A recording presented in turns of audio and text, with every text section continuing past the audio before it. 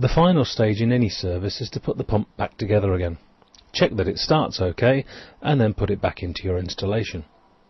Slide the magnet back into place between the two drive units in the centre of the core. Try to make sure that the magnet is as central as possible. If you have the spacers, which come within the service kit, this will make your life quite a bit easier, but you still may need to use a flat-bladed screwdriver to gently coax the magnets to align centrally. These magnets are pretty strong, so you don't catch your fingers, and avoid wearing watches or get them close to anything that might be badly affected by a strong magnetic field.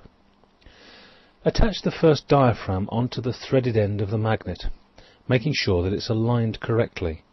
Note the opening here, which matches up with the same feature on the casting. Take a firm grip on the valve box and screw all 4 Phillips screws back in to fix the valve box in place. Then reattach the pipe with its spring clip.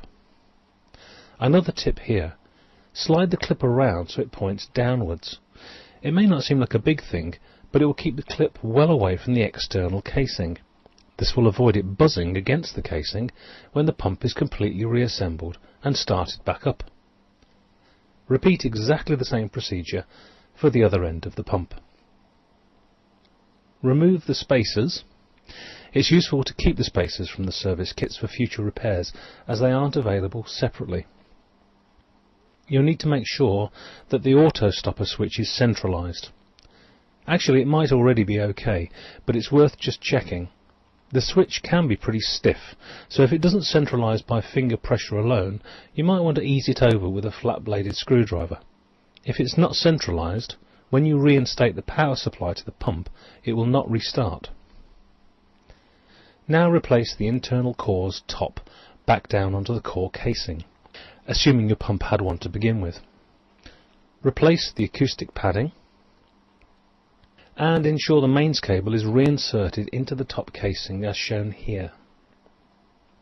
Now lift the top casing back into place, ensuring that you've not trapped any cables, and replacing the nut, washer and bolt back in each corner of the casing. And you're done. Check the pump starts. If it doesn't, you'll need to take the power supply back off and go back a few steps to gain access to that auto stopper switch, as it's quite likely to be the culprit if the pump doesn't restart.